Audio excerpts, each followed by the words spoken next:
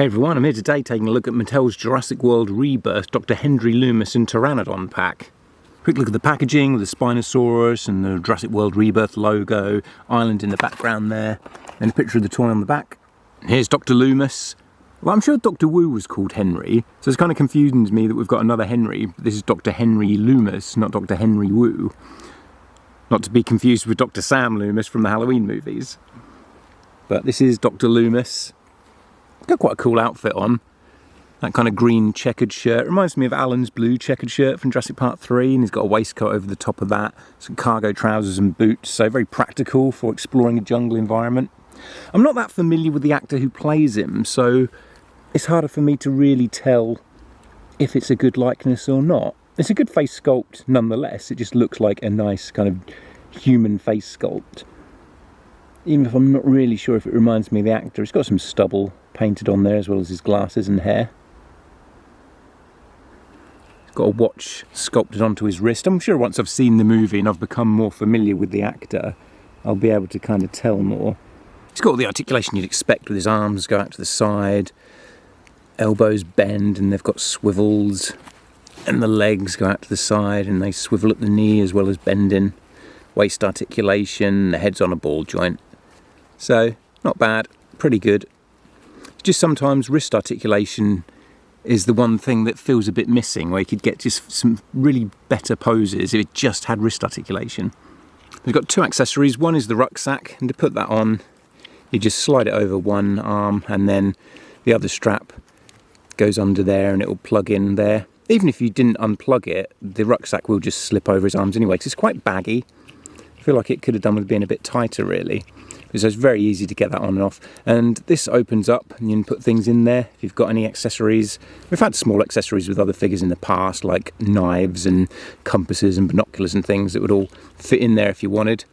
So I do like that the rucksack is actually practical and usable.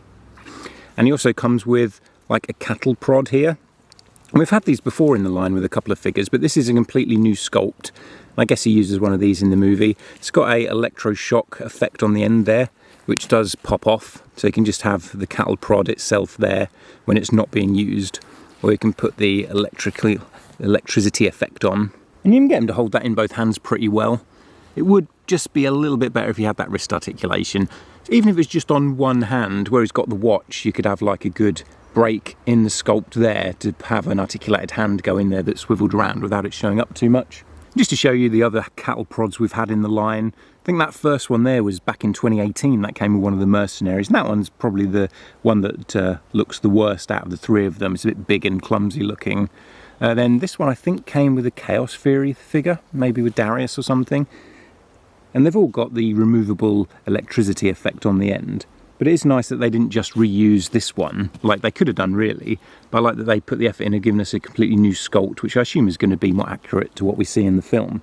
And here he is with Zora. I was hoping that electrical effect would fit in his rucksack, but it doesn't. It's just a bit too big. I mean, you can fit it in the rucksack, but you can't close the rucksack properly afterwards, and a little bit of the blue effect is kind of sticking out of the sides a bit. You can see there's just a little bit of it sticking out there. If you really jammed it in there, you probably could get it to fit and close the rucksack, but I don't want to end up warping that electrical effect too much, so I don't really want to have to squidge it up too much to get it to fit in the rucksack. But you can just about, I guess. So quite nice details on that rucksack. You've got like an extra pouch, like a phone or a radio pouch on the outside of the main bag.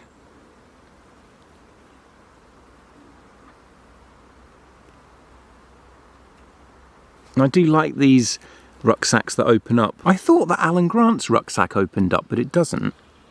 So Zora's got a giant insect climbing up her leg from Jurassic World Dominion, I guess.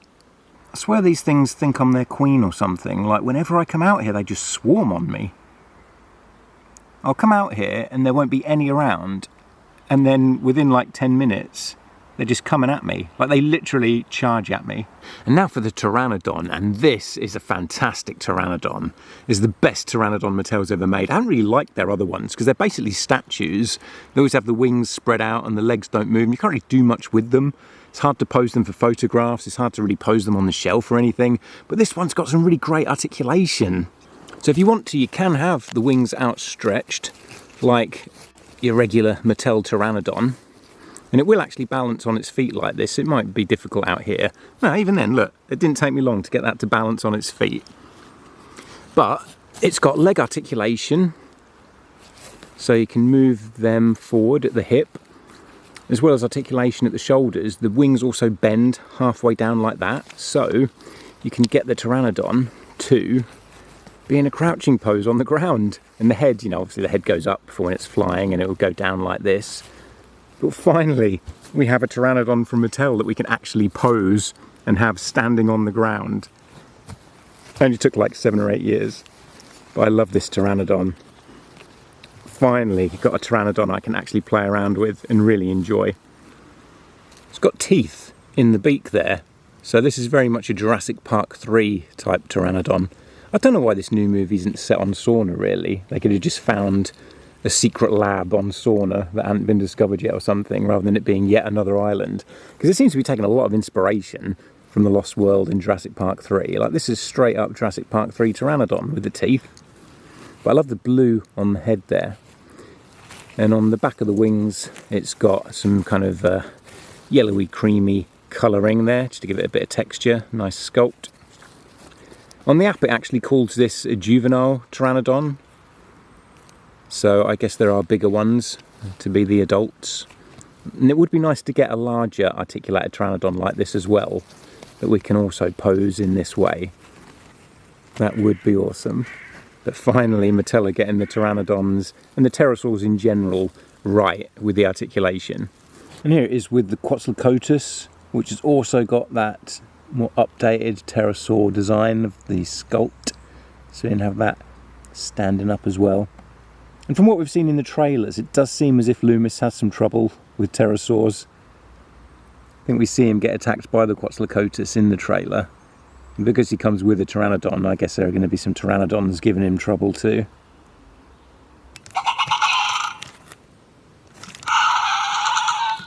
So you can still have this with its wings outstretched to get in cool flying poses.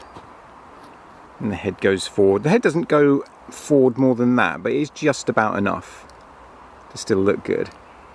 He's flying through the air.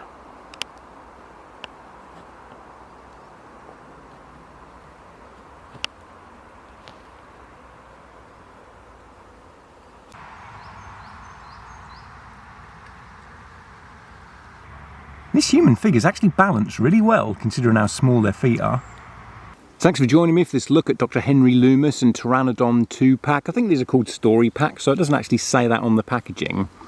But it's a really nice set. It's a nice way of getting the figure with a really cool dinosaur as well. Like in the past, they might give you like a mini dinosaur or a baby. But I like that with these, they're packing in a proper dinosaur, like a Velociraptor or a Pteranodon with this one. And this is a great Pteranodon. Considering it's a pack-in basically with a human figure, it's worth getting just for the Pteranodon. If you enjoyed the video, please give me a like and a subscribe. It'd be great to try and get to 50,000 subscribers. I've just recently got to 40. If I can get to 50, I'll feel like a proper YouTuber finally. So if you can help me out with that, if you enjoyed the video, I'd really appreciate it. Thanks again for watching, and I'll catch you again soon.